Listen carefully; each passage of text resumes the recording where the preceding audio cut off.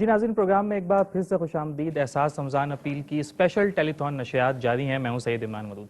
नाज़रीन, पिछले 2 घंटों से आप हमें ARY डिजिटल, ARY ज़ौक़ पर UK और USA में बराह रास्त देख रहे हैं। नाज़रीन, इस वक्त हमें QTV के नाज़रीन ने भी पाकिस्तान में ज्वाइन किया, हम उन्हें भी खुशामदीद कहते हैं। हम पाकिस्तान में देखने वाले नाज़रीन को बताते चलें कि इस वक्त हमारे साथ उलमा इकराम भी मौजूद हैं, सनाख्वान रसूल भी मौजूद हैं। इन उलमा इकराम से भी सबसे पहले आपका तारुफ करवाता चलूँ। हमारे साथ सबसे पहले मौजूद है अल्लामा अहमद सईद नूरानी साहब, आपको हम अपने प्रोग्राम में खुशामदीद कहते हैं। हमारे साथ मौजूद है अल्लामा अब्दुल आबिद मुस्तफ़ा साहब, हम आपको भी अपने प्रोग्राम में खुशामदीद कहते हैं। हमारे साथ 2 सनाख्वान रसूल भी मौजूद हैं। हमारे साथ मौजूद है जनाब इलियास रहमानी साहब और हमारे साथ मौजूद है जनाब फाजिल साबरी साहब। हम आप दोनों को भी अपने प्रोग्राम में खुशामदीद कहते हैं। नाज़रीन, प्रोग्राम के पिछले दोनों हिस्सों में हम बात कर रहे थे इश्क़ रसूल सल्लल्लाहु अलैहि वसल्लम और असर हाजिर में उसके तकाज़ों पर। नाज़रीन, डॉक्टर अल्लामा मोहम्मद इकबाल ने अपनी एक मशहूर नज़म किताब बजवानान इस्लाम में कहा था कि कभी ये नौजवान मुस्लिम तदब्बुर भी किया तूने, वो क्या गर्दूं था तू जिसका है एक टूटा हुआ तारा, तुझे उस कौम ने पाला है आगोश मोहब्बत में, कुचल डाला था जिसने पाँव में ताज सर डाला, और तुझे आबाद से अपने कोई निस्बत हो नहीं सकती कि तू गुफ्तार वो किरदार, तू साबित वो सैयारा, और गंवा दी हमने जो असलाफ से मीरास पाई थी, गंवा दी हमने जो असलाफ से मीरास पाई थी, सुरैया से ज़मीं पर आसमाने हमको दे मारा। और नाज़रीन, मुझे ऐसा लगता है कि हमने अपने असलाफ से जो सबसे कीमती मीरास पाई थी वो इश्क़ रसूल है। वो इश्क़ रसूल के तकाज़ों के मुताबिक ज़िंदगी गुजारना था। और आज जिस मीरास को हम छोड़ते चले जा रहे हैं, जो मीरास हमारे हाथों से निकलती चली जा रही है, वो इश्क़ रसूल सल्लल्लाहु अलैहि वसल्लम के मुताबिक ज़िंदगी गुजारना ही है।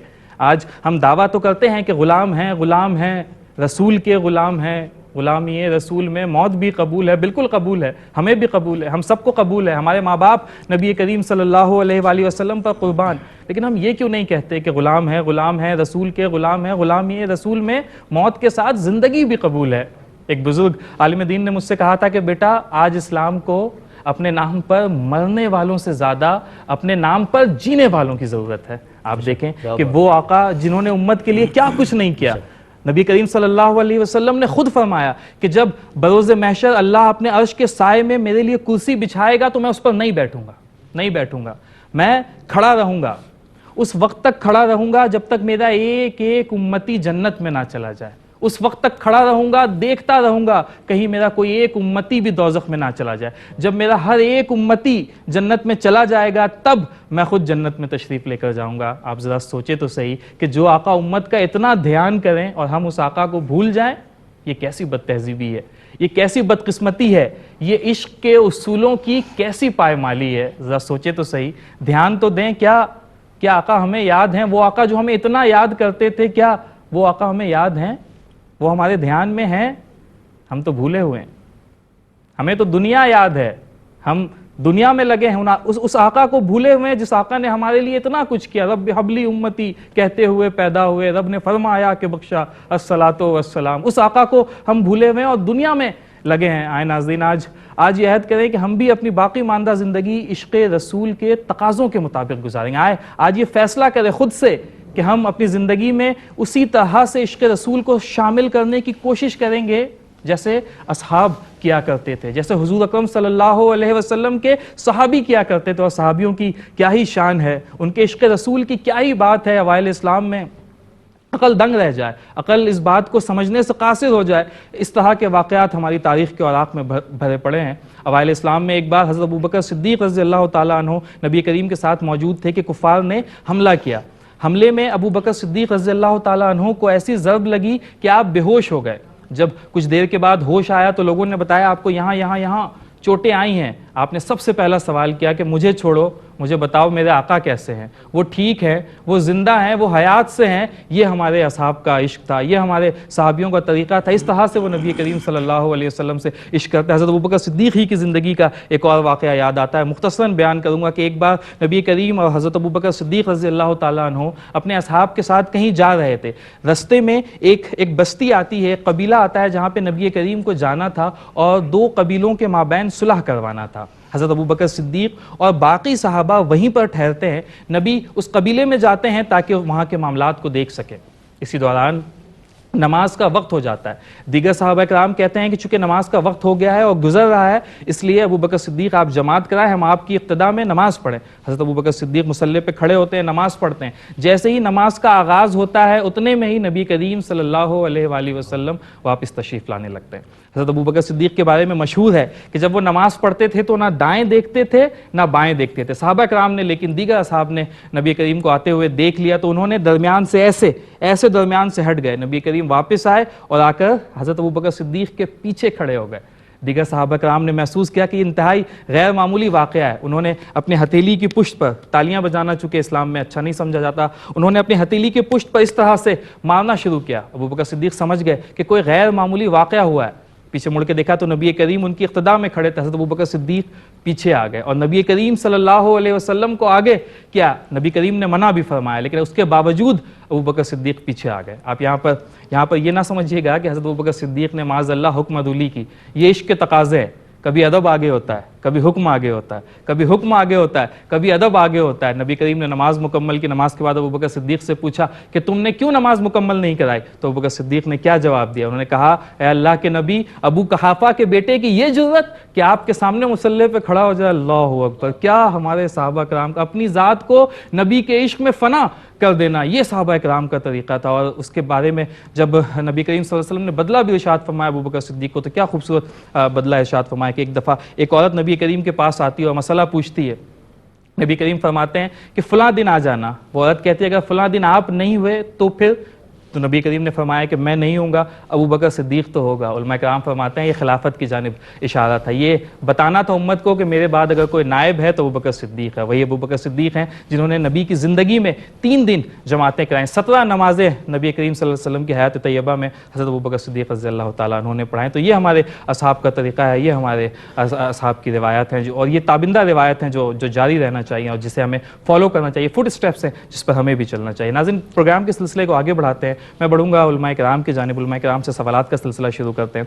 اور سب سے پہلے میں آپ سے یہ پوچھنا چاہوں گا کہ جس طرح سے میں نے ابتدائیہ میں بات کی کہ غلام ہے، رسول کے غلام ہے، غلامی ہے، رسول میں موت بھی قبول ہے، یہ بالکل ٹھیک بات ہے۔ ہم آج کل بہت سی حدیثیں بھی دیکھتے ہیں اور بہت سے نعرے بھی دیکھتے ہیں جو کچے ذہنوں کو متاثر کرتے ہیں کہ گستاخ رسول کی ایک سزا سرطن سے جدا، سرطن سے جدا، بالکل یہی سزا ہے۔ من سب النبی فاقتلوہ، جو نبی کی گستاخی کرے اسے قتل کر دو۔ لیکن اس میں صرف یہ نقطہ ارشاد فرما دیجئے کہ کیا اسلامی ریاست کے موجود ہوتے ہوئے کسی انڈیویجول کو یہ حق ہے کہ وہ خود سے فیصلہ بھی کر لے، خود سے اس پر عمل درآمد بھی کر لے اور خود سے اس کی ایگزیکیوشن بھی کر لے؟ یہ ممکن ہے؟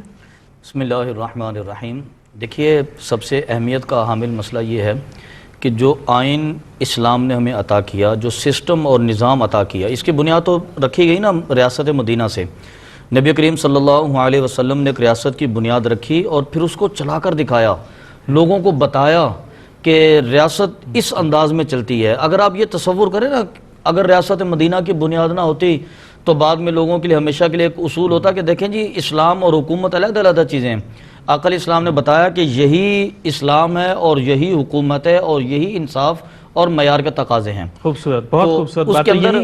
یہی ہمارے اصحاب کا طریقہ ہے، یہی ہمارے ازواج مطہرات کا طریقہ ہے۔ تو یعنی کہ ہمارے پاس جو بینچ مارک ہے وہ تو یہی ہے۔ تو آپ ساتھ ساتھ یہ بھی عرض کر دیں کہ کیا اصحاب کے بغیر، اہل بیت کے بغیر، ازواج مطہرات کے بغیر بھی کیا عشق رسول ممکن ہے، یا ان کے در سے وابستہ رہ کر ہی عشق رسول کی تکمیل ممکن ہے؟ دیکھیے، نبی کریم صلی اللہ علیہ وسلم کے عشق کی جو بات ہے نا، اب ظاہر ہے کہ ہمارے ہاں عشق کی تعریف کچھ اور ہوگی، اگر کوئی اور صاحب لے گا تو عشق کی اپنی تعریف کرے گا۔ ہر علاقہ اس کا اپنا کلچر ہے، ہر ملک ہے اس کی اپنی ایک نوعیت ہے۔ تو عشق کے اصل مزاج کو سمجھنے کے لیے کہ نبی کریم صلی اللہ علیہ وسلم کی ذات کے ساتھ عشق ہوتا کیا ہے، آقا علیہ الصلوۃ والسلام کی ذات کے ساتھ عشق کرنے کا طریقہ کیا ہے، ہمیں وہ سیکھنے کے لیے صحابہ کرام کی بارگاہ میں جانا پڑے گا۔ حضرت سیدنا ابوبکر صدیق کی ذات اقدس کو دیکھنا پڑے گا، فاروق اعظم کی ذات کو فالو کرنا پڑے گا، سیدنا عثمان غنی کی ذات کو دیکھنا پڑے گا، مولا کائنات کے اسوہ حسنہ کو، طریقے کو سمجھنا پڑے گا۔ پھر جا کے ہمیں پتہ چلے گا کہ آقا علیہ الصلوۃ والسلام کی ذات کے ساتھ عشق کیا کیسے جاتا ہے۔ اور ہمیں ازواج مطہرات کا نظام دیکھنا پڑے گا، وہ آقا علیہ الصلوۃ والسلام کے گھر میں کیسے خدمت کرتی تھیں۔ آقا علیہ الصلوۃ والسلام کے غلاموں کا نظام دیکھنا پڑے گا کہ جب حضور بازار میں تشریف لے کے جاتے تھے تو ان کا رویہ کیسا ہوتا۔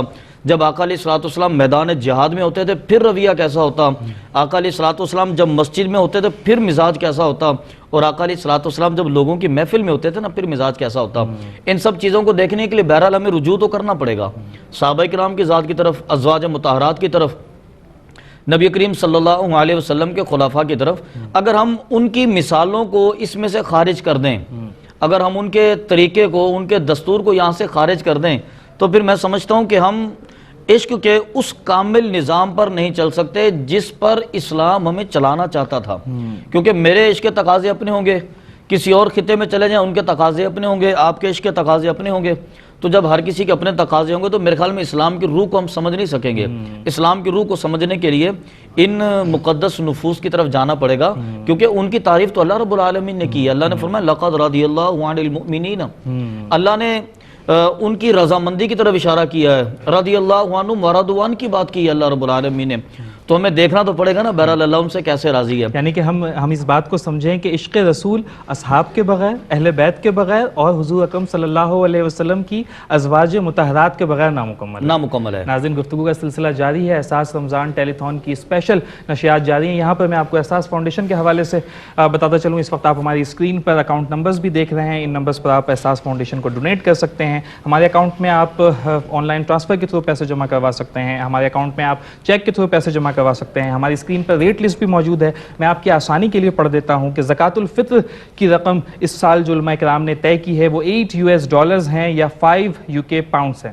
فدیہ ایک شخص کا ایک ماہ کے لیے جو علماء کرام ہمیں بتاتے ہیں وہ $240 یا پھر £150 ہے۔ کفارہ ایک شخص کا اگر کسی بھی شرعی عذر کی بنا پر بیماری کی باعث وہ شخص روزہ نہیں رکھ پا رہا ہے تو اس کے رشتہ دار، اس کے دوست احباب میں سے کوئی اگر اس کا کفارہ ادا کرنا چاہے تو وہ $480 ہیں یا پھر £300۔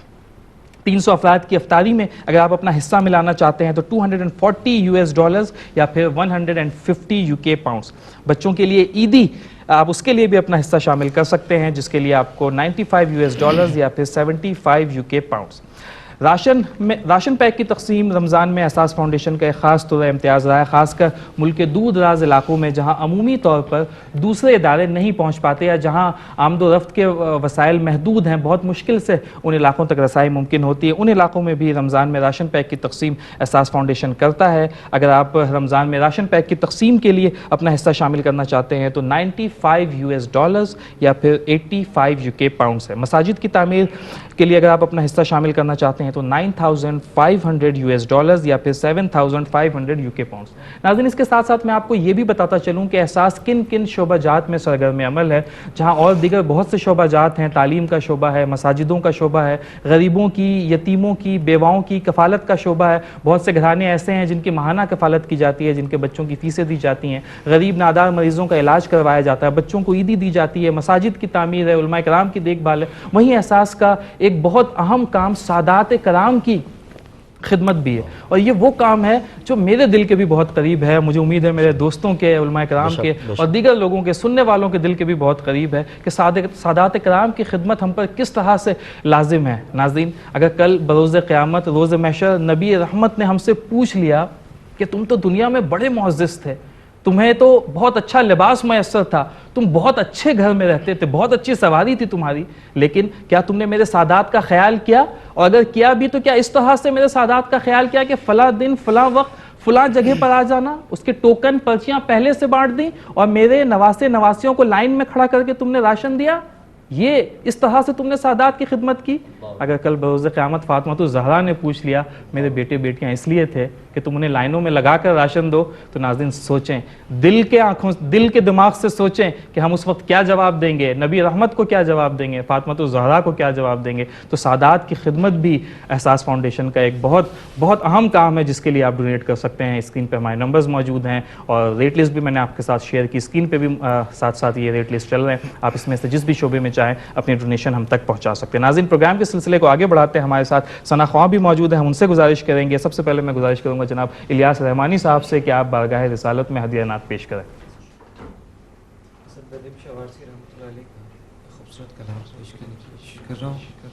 آواز ٹک کر دیجیے۔ قدم سے لائی ہے ہستی میں آرزو رسول عدم سے لائی ہے، عدم سے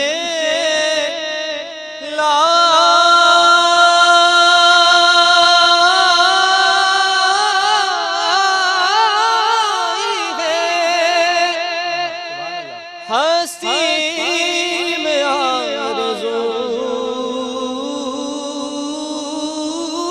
رسول کہاں کہاں لیے پھرتی ہے جستجو رسول، کہاں کہاں لیے یا رسول اللہ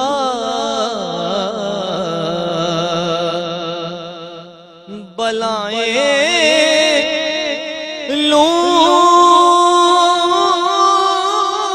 تیری اے جذب شوق صلی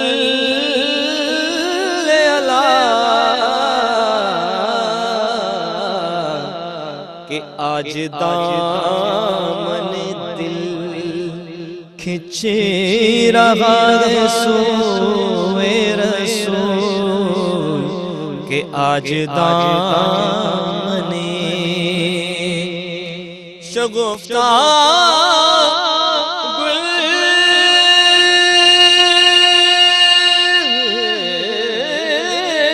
گلشن زغرا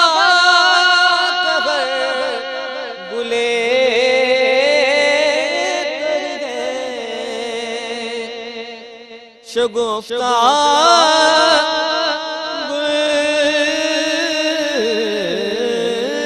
گلشن زغرات گلے تر گئے،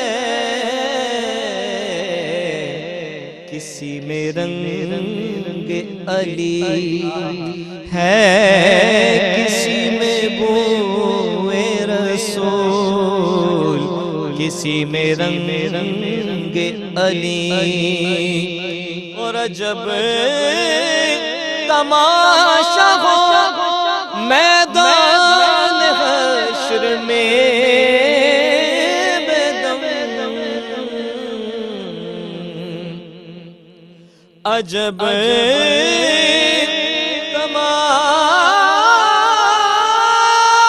تماشا ہو میدان حشر میں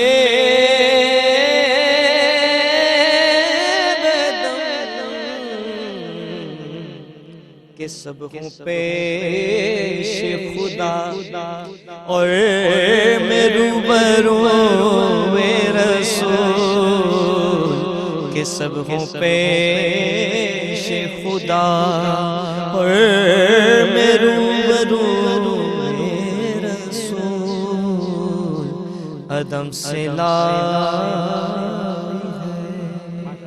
رحمانی صاحب بہت ہی خوش الحانی کے ساتھ آپ بارگاہ رسالت میں ہدیہ نعت پیش کر رہے تھے۔ ناظرین پروگرام کے سلسلے کو آگے بڑھاتے ہیں، میں چاہوں گا جناب علامہ عبدالعابد مصطفیٰ کی جانب۔ میں علامہ صاحب جس طرح سے وہ ایک مصرع ہے نا کہ عمل پہ ہم یقی محکم محبت فاتح عالم، تو ہم محبت کو ہمیشہ سے، جب عشق رسول کی بات کر رہے ہیں تو ہم اس محبت کو بھی نظر انداز نہیں کر سکتے، ہم محبت کو ہمیشہ ہی سے فاتح عالم سمجھتے آ رہے ہیں، ہمیں تاریخ میں بھی یہ سبق ملتا ہے، ہمیں پڑھایا بھی گیا، ہمیں ہمارے استاد بھی یہی بتاتے ہیں۔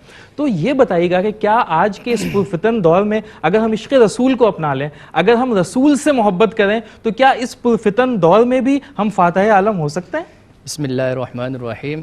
اس سوال سے قبل جو ہے آپ نے علامہ صاحب سے جو سوال کیا کہ کیا صحابہ کرام علیہ مردوان، اہل بیت عظام اور حضور کی محبت کا اگر کوئی شخص دعویٰ کرتا ہے اور ان سے محبت نہ کرے، ان سے کنارہ کشی کر کے کوئی دعویٰ کرتا ہے، تو کیا اس کا دعویٰ مکمل ہے یا نہیں ہے؟ چند بات ایڈ کروں گا، علامہ صاحب نے بڑی سیر گفتگو کی کہ بندہ جب کسی سے محبت کا دعویٰ کرتا ہے تو اس کا ایک تقاضا یہ بھی ہوتا ہے کہ اس محبت کرنے والی چیز، اس محبت کرنے والی جن چیزوں سے اس کی نسبت ہے اس سے بھی بندہ محبت کرے. ایسا ہی ہے. قرآن مجید فرقان حمید میں اللہ تبارک و تعالی نے ارشاد فرمایا کہ لا اقسم بہذا البلد. اللہ تبارک و تعالی فرماتا ہے کہ اس شہر کی قسم، یعنی شہر مکہ کی قسم. کیوں ارشاد فرمائی؟ فرمایا کہ وَأَنْتَ حِلٌّ بِهَذَا الْبَلَدِ کہ اے محبوب آپ یعنی تم اس شہر میں تشریف فرما ہو. تو حضور علیہ نبینا علیہ الصلوۃ والسلام سے محبت کا کوئی دعویٰ کرے اور حضور کے شہر سے محبت نہ کرے تو اس کا دعویٰ مکمل نہیں. حضور سے محبت کا کوئی شخص دعویٰ کرے اور صحابہ کرام سے محبت نہ کرے، اہل بیت سے محبت نہ کرے، ازواج مطہرات سے محبت نہ کرے، تو میں کہتا ہوں وہ اپنے دعوے میں جھوٹا ہے. یعنی اس کا محبت رسول سے بھی ناقص ہے. جی، صحابہ کرام، حضور کی نسبت صحابہ کرام سے، اہل بیت سے، ازواج مطہرات سے بے حد خاص تھی، تو ان سے محبت بھی لازمی ہے.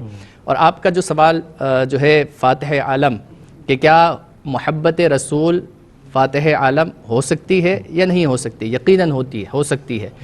حضور علیہ نبینا علیہ الصلوۃ والسلام کے دور میں، آپ کے مبارک دور میں دین پھیلا، تو کیا دین معجزات کے ذریعے پھیلا؟ کم پھیلا. لوگ معجزات دیکھ کر کم ایمان لائے. حضور علیہ نبینا علیہ الصلوۃ والسلام کے حسن اخلاق، آپ کے کردار، آپ کی سیرت کو دیکھ کر کفار اسلام میں داخل ہوتے. ایسا ہی ہے. ایک یہودی حضور علیہ نبینا علیہ الصلوۃ والسلام کا چہرہ انور، آپ کے حسن اخلاق کو دیکھ کر بے حد متاثر ہوا، آپ سے محبت کر بیٹھا، آپ کو دل دے بیٹھا. لیکن اس کے والد جو ہے اسے منع کرتے کہ بیٹا تم ان کی مجلس میں نہیں جانا. اب وہ چپکے جو ہے وہ حضور علیہ نبینا علیہ الصلوۃ والسلام کی مجلس میں ایک کونے میں بیٹھ جاتا اور حضور کا دیدار کرتا، آپ کی جو ہے وہ گفتگو کو سماعت کرتا اور اپنے دل اور دماغ کو جو ہے وہ روشن منور کرتا. لیکن جب باپ کو پتہ چلا تو انہوں نے سختی کی، اور یہاں تک کہ سختی کا عالم یہ ہوا کہ وہ یہودی کا لڑکا جو ہے وہ بیمار ہو گیا، اور بیمار ہونے کے بعد جو ہے وہ اس ایج پر پہنچ گیا، اس نیج پر پہنچ گیا کہ وہ جو ہے وہ اس دنیا سے رخصت ہونے کے قریب ہوا. والد نے پوچھا کہ بیٹا تیری آخری خواہش کیا ہے؟ تو اس نے کہا کہ مجھے حضور علیہ نبینا علیہ الصلوۃ والسلام کا دیدار کرنا ہے. تو پھر اس کی آخری خواہش کو پورا کیا گیا. تو پتہ چلا کہ حضور علیہ نبینا علیہ الصلوۃ والسلام کے کردار کو اپنا کر، آپ علیہ نبینا علیہ الصلوۃ والسلام کی سیرت کو اپنا کر، حسن اخلاق کو اپنا کر، اور مسلمان جہاں کہیں بھی جائے اگر عالم کو فتح کرنا ہے تو پتہ چلا کہ حضور کی سیرت، حضور کے کردار، حسن اخلاق کا مظاہرہ کرے، محبت لوگوں میں بانٹے، نہ کہ جو ہے وہ فتنہ پروری کرے. تو اسی لیے حضور علیہ نبینا علیہ الصلوۃ والسلام کی محبت یقیناً عالم کو فتح کرنے کے مترادف ہے. بہت خوبصورت بات کی اور بہت اچھے طرح سے آپ نے اس بات کو سمجھایا. علامہ صاحب جیسے یہ فرما رہے تھے کہ نبی کریم صلی اللہ علیہ وسلم نے جو دین پھیلایا ہے اس میں نمبر 1 اخلاق ہے، حضور صلی اللہ علیہ وسلم کا حسن بھی شامل ہے، حضور صلی اللہ علیہ وسلم کا کردار بھی شامل ہے، ان کی سیرت بھی شامل ہے. لیکن حضور اکرم صلی اللہ علیہ وسلم کے زمانے کے بعد جو دین پھیلا ہے تو کیا یہ دین تلواروں کے ذریعے پھیلا ہے یا صوفیہ کرام نے اس دین کو پھیلانے میں اپنا کردار ادا کیا، یا وہ کون سے عوامل تھے؟ دیکھیں تلواروں کے ذریعے شہر تو فتح ہوئے، ملک تو فتح ہوئے، لیکن جو دین پھیلا ہے، لوگوں نے اسلام قبول کیا ہے، وہ کن بنیادوں پر کیا ہے؟ بسم اللہ الرحمن الرحیم. نبی کریم صلی اللہ علیہ وسلم نے جو دین ہمیں عطا کیا اور آقا علیہ الصلوۃ والسلام کی اس دنیا سے ظاہری طور پر پردہ فرمانے کے بعد اس دین کی جو نشر و اشاعت ہوئی، یقیناً اس میں بہت سارے عوامل تھے اور بہت سارے کردار تھے، اور ہر کردار اپنے مقام پر ایک اہمیت رکھتا تھا. ایک تو یہ ہے کہ ظاہری طور پر سلطنت کو وسعت دینے کے لیے یقیناً جہاد اور تلوار اس کی اہمیت ہے اپنی جگہ، اور اس کا انکار بھی نہیں کیا جا بالکل سکتا. ایسا ہی ہے. اور غازی کے لیے اور مجاہد کے لیے نبی کریم صلی اللہ علیہ وسلم نے بڑے انعامات کا اعلان بھی فرمایا ہے.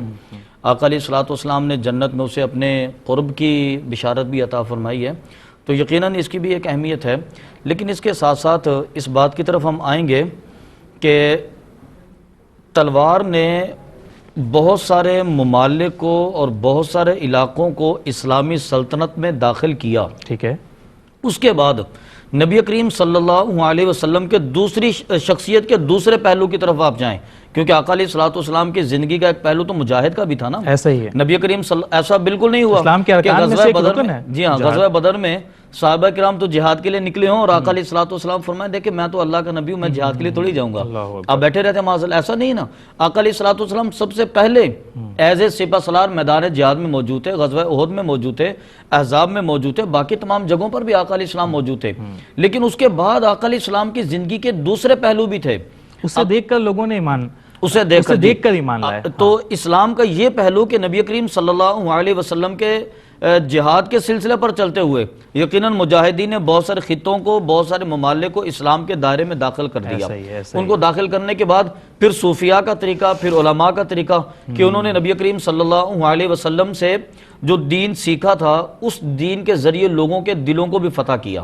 لوگوں کے گھروں کو، لوگوں کی سلطنت کو، لوگوں کی مملکت کو مجاہد نے فتح کر کے اسلام میں داخل کیا، انہوں نے ان کے قلوب و اذہان کو فتح کیا اور ان کو لا کر دائرہ ایمان میں داخل کیا۔ یعنی ہم یہ بات سمجھ سکتے ہیں کہ محبت تب بھی فاتح عالم تھی، محبت اب بھی فاتح عالم ہے، اور آنے والے وقتوں کے لیے بھی محبت فاتح عالم ہوگی۔ علامہ صاحب یہ موضوع تو ایسا ہے کہ اس پر جتنی گفتگو کر لی جائے یہ ختم نہیں ہو سکتا، یہ وہ موضوع ہے جس سے مریض شفا یاب ہوتے ہیں، یہ وہ موضوع ہے جب ہم سنتے ہیں تو ہمارے رونگٹے کھڑے ہو جاتے ہیں، ہمارا ایک ایک انگ نبی کی محبت میں سرشار ہوتا ہے، ڈوب جاتا ہے۔ نبی کی محبت کی ہم جہاں پہ بات کرتے ہیں وہاں پہ اللہ سے محبت بھی ایک بہت اہم حصہ ہے، ہم نے اس مختلف پروگرام میں اس حوالے سے بھی بات کی، جہاں اللہ سے محبت ہماری زندگی کا ایک بہت اہم حصہ ہے وہاں مخلوق خدا سے محبت بھی ایک بہت اہم حصہ ہے۔ پروگرام چونکہ اسی نوعیت کا ہے، احساس رمضان ٹیلی تھون ہے اور ہم لوگوں کو اس جانب راغب کرنا چاہتے ہیں، تو کچھ گفتگو آپ اس حوالے سے بھی فرمائیے گا کہ زکوٰۃ کی کیا فضیلتیں ہیں یا مخلوق خدا کی خدمت کرنے کی کیا فضیلتیں ہیں، اور اگر ہم مخلوق خدا سے محبت کرتے ہیں تو یہ بھی تو کسی نہ کسی طرح خالق سے محبت ہے، یا یہ بھی تو کسی نہ کسی طرح رسول سے محبت ہے، تو اس حوالے سے اسلام نے ہمیں کیا انعام و اکرام کی جانب جو ہے وہ مطلب ہمیں کیا جسے آپ کہتے ہیں نا کہ راغب کیا ہے، لالچ کہہ لیجئے، دینی لالچ، اچھی لالچ جسے آپ کہہ لیجئے، تو اس حوالے سے ارشاد فرمائیے گا۔ بسم اللہ الرحمن الرحیم۔ میں اس میں یہ عرض کروں گا کہ اگر کسی کے ذہن میں یہ تصور ہو کہ محبت رسول ایک راستہ ہے اور محبت خدا دوسرا راستہ ہے، ٹھیک ہے، تو ایسا بالکل نہیں ہے۔ جو راستہ محبت رسول کے نام سے موسوم ہے وہی راستہ محبت خدا سے ہے، یعنی کہ ان دونوں ہستیوں میں اگر آپ سمجھیں کہ اللہ کا راستہ اور ہوگا تو رسول کا راستہ اور ہوگا، ایسا سوال ہی پیدا نہیں ہوتا۔ اس لیے اللہ رب العالمین نے قرآن پاک میں ذکر کیا کہ من یطیع الرسول فقد اطاع اللہ، کہ جس نے رسول اللہ کی اطاعت کی ہے اس نے اللہ کی اطاعت کی ہے، دو راستے بالکل نہیں ہیں۔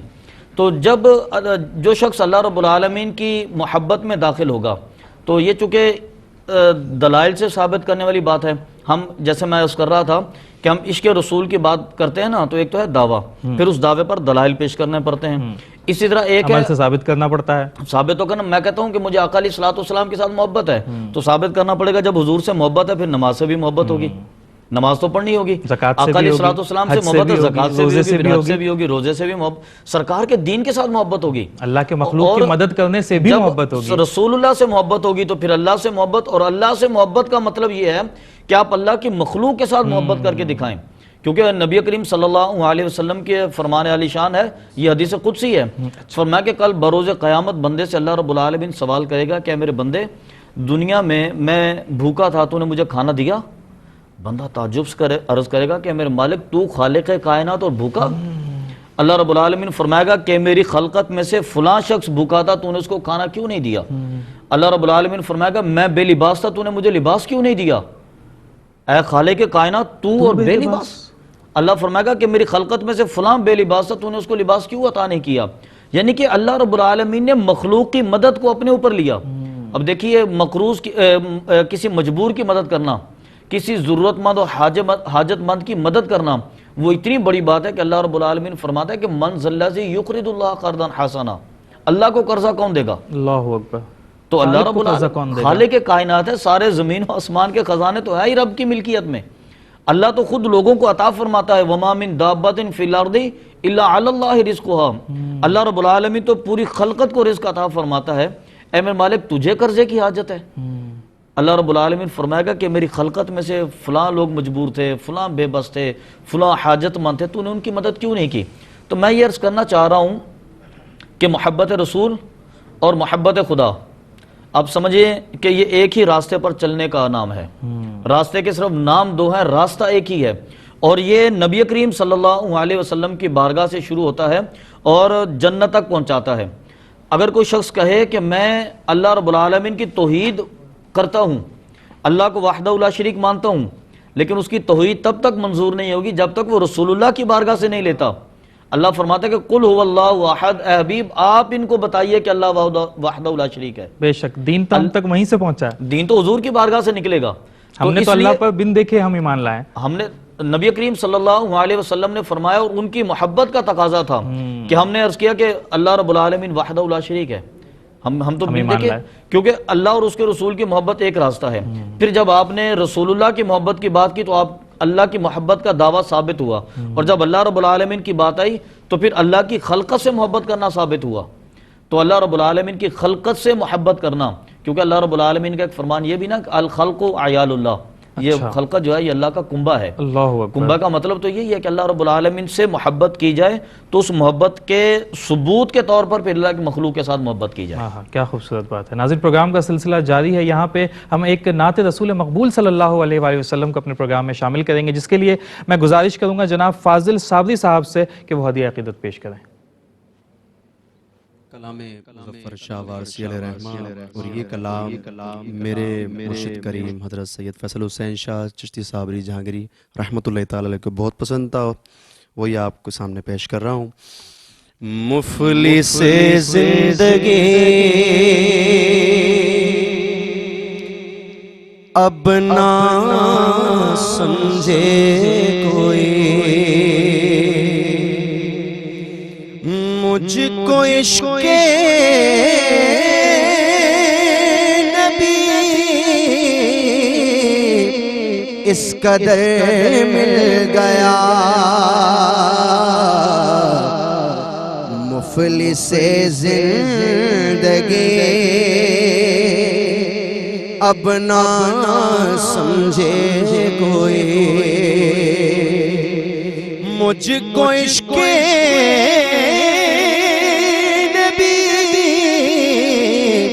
اس قدر مل گیا،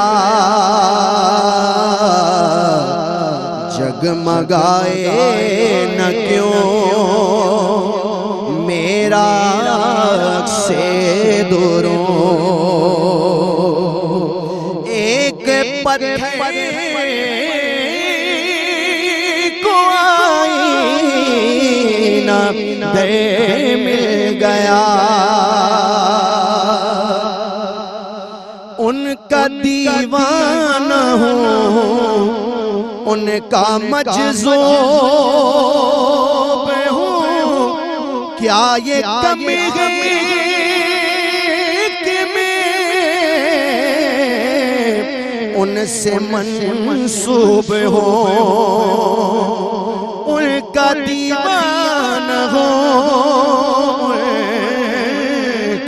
کا مجذوب ہوں، کیا یہ کمی ہے کہ میں ان سے منسوب ہوں، سرغدِ حشر تک جاؤں گا بے دھڑک، مجھ کو اتنا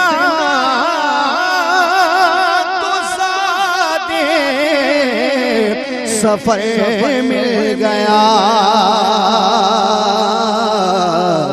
مفلس زندگی ذہن بے رنگ تھا، سانس بے روپ تھی، روح پر معصیت کی کڑی دھوپ تھی، ذہن بے رنگ تھا، سانس بے روپ تھی، روح پر معصیت کی کڑی دھوپ تھی، ان کے چشمے غنی رونق جاں بنی، ان کی چشمے غنی ان کی نگاہ ناز میں جادو ضرور ہے، جس کو وہ دیکھ لے وہ تڑپتا ضرور ہے، ان کے چشمے غنی رونق کے جان بنی، چھاؤں جس کی گنی وہ شجر مل گیا، جب سے مجھ پر مصطفیٰ کا کرم بن گیا، دل مسافر چراغ حرم زندگی پھر رہی تھی بھٹکتی ہوئی، میری خانہ بدوشی کو گھر مل گیا، مفلس زندگی اب نہ سمجھے کوئی، مجھ کو عشق نبی اس قدر مل گیا۔ واہ واہ واہ، مظفر واسی نے امت کو کتنے خوبصورت مجموعہ کلام دیا، اور آپ نے بھی اس کا حق ادا کیا، ماشاءاللہ، سلامت رہیں۔ ناظرین، پروگرام کے سلسلے کو آگے بڑھاتے ہیں، ہم جائیں گے علامہ عبدالعابد مصطفیٰ کی جانب۔ علامہ صاحب، میں آپ سے یہ پوچھنا چاہوں گا کہ ہمارے پروگرام کا نام بھی احساس رمضان اپیل ہے، اور میں یہ سمجھتا ہوں کہ انسانیت میں احساس ہی وہ چیز ہے جو انسان کو انسان بناتی ہے، جو انسانیت کا استعارہ سمجھ لیجئے، انسانیت کی تشبیہ سمجھ لیجئے، ورنہ تو انانیت ہے۔ انسان ہی ہے جو دوسروں کے لیے جیتا ہے، اور حیوان تو وہ اپنے لیے جیتے ہیں، ہر ایک جاندار جو ہے وہ اپنے لیے جیتا ہے، صرف انسان ہی اللہ کی وہ مخلوق ہے جبھی اللہ نے اس سے اشرف المخلوقات بھی رکھا ہے کہ یہ دوسروں کے لیے بھی جیتا ہے۔ تو آپ یہ ارشاد فرمائیے گا کہ اللہ تعالیٰ نے اس حوالے سے وعیدیں کیا فرمائی ہیں کہ اگر ہم مخلوق خدا کا خیال نہ کریں، مخلوق خدا کی ضروریات کو پورا نہ کریں، اس سے صرف نظر کریں، اور ہم بھی انانیت والی زندگی گزاریں، بس اپنے ہی لیے جئیں اور مخلوق خدا کو یکسر فراموش کر دیں، تو کیا وعیدیں اس کے حوالے سے رب تعالیٰ نے ارشاد فرمائی ہیں؟ احساس ٹرانسمیشن جو ہے وہ جاری و ساری ہے، اور الحمدللہ احساس کے ذریعے ہی کئی غریب لوگوں کی مدد کا جو ہے وہ بیڑا انہوں نے اٹھایا ہوا ہے۔ حدیث پاک حضور علیہ نبینا علیہ الصلوۃ والسلام نے ارشاد فرمایا کہ اس وقت تک تم کامل مومن نہیں ہو سکتے، یا فرمایا کہ افضل ایمان وہ ہے کہ جو چیز تم اپنے لیے پسند کرو وہی دوسرے مسلمان کے لیے پسند کرو۔ ایسا ہی ہے۔ آج ہم اپنے لیے اچھا کپڑا پسند کرتے ہیں، آج ہم اپنے لیے اچھا کھانا پسند کرتے ہیں، آج ہم برانڈڈ چیز پہننا پسند کرتے ہیں، تو کیوں نہ ان غریبوں کا بھی خیال کریں جو بھوکے ہیں، ان غریبوں کا بھی خیال کریں کہ جنہیں صاف پانی میسر نہیں، ان غریبوں کا خیال کریں کہ جن کے پاس پہننے کے لیے کپڑا نہیں۔ تو حضور کا یہ فرمان کہ آپ نے فرمایا کہ اس وقت تک تمہارا ایمان کامل، یا تم ایمان کی کاملیت کی شرط ہے، جی، اور افضل ایمان فرمایا وہی ہے کہ جو تم اپنے لیے پسند کرو وہی دوسرے مسلمان بھائی کے لیے پسند کرو، اور فرمایا کہ جو چیز اپنے لیے ناپسند کرو وہی دوسرے مسلمان کے لیے ناپسند کرو، تب تمہارا ایمان کامل اور تم افضل ایمان کے درجے پر فائز ہوگے۔ تو آج ضرورت اس امر کی ہے کہ ہر شخص جو مالدار ہے، جس کو اللہ تبارک و تعالی نے مال عطا فرمایا، جس کو اللہ تبارک و تعالی نے منصب عطا فرمایا، وہ اسے چاہیے کہ اپنے مال کو ان غریب، ان فقیر، ان مسکین لوگوں پر خرچ کرے، اور خاص طور پر ماہ رمضان میں کہ جہاں ایک نیکی کا ثواب اللہ تبارک و تعالی فرض کے برابر اور فرض کا ثواب 70 گنا بڑھا دیتا ہے، تو اس ماہ میں اگر اللہ تبارک و تعالی کی رضا کی خاطر، یاد رکھیے کہ اللہ کی رضا سب سے اہم نقطہ ہے، نیکی کی قبولیت کی جو شرط ہے وہ رب تعالیٰ کی رضا ہے، وہ رضا ہے، بے شک۔ اور اگر رضا نہیں تو گویا ایسا ہے کہ جیسے چکنے پتھر پر مٹی ہو اور بارش ہو تو کیا ہوتا ہے، پھسلن ہوتی ہے، اور جو مٹی ہوتی ہے ساری صاف ہو جاتی ہے۔ تو فرمایا کہ اگر اللہ کی رضا کے لیے تم نے نہیں کیا تو تمہارا جو ہے وہ نیکی تمہاری برباد ہو جائے گی۔ تو اگر کوئی شخص اس ماہ میں غریبوں کی، فقیروں کی اپنے مال سے مدد کرتا ہے تو اللہ تبارک و تعالی اسے بے پناہ ثواب عطا فرماتا ہے۔ میں نے آپ سے وعیدیں پوچھی تھیں، آپ نے صرف ایک وعید بتائی، جی لیکن وہی ایسی وعید آپ نے بتائی کہ اگر انسان اسی کو سمجھ لے کہ ایمان کی کاملیت کی شرط ہے مخلوق خدا کی خدمت۔ اور دیکھیں کیا خوبصورت دین ہے ہمارا، دین کو ہم کہتے ہیں کہ یہ ضابطہ حیات ہے، یہ کانسٹیٹیوشن آف لائف ہے، زندگی گزارنے کا طریقہ ہے۔ تو جب ہمارا دین زندگی گزارنے کا طریقہ ہے تو یہ کیسے ممکن ہے کہ ہمارا دین غریبوں کی مدد پر ہمیں نہ اکساتا ہو؟ جیو تو دوسروں کے لیے بالکل ایسے ہمارا دین کس طرح سے ہمیں غریبوں کی مدد کے لیے نہیں تحریک دیتا ہے کہ ہم غریبوں کی بھی مدد کریں۔ ناظرین پروگرام کا وقت یہاں پر ختم ہوا چاہتا ہے، میں سید عمران ودود آپ سے اجازت چاہوں گا، مجھے وطن عزیز پاکستان کو اپنی دعاؤں میں یاد رکھیے گا، اللہ حافظ۔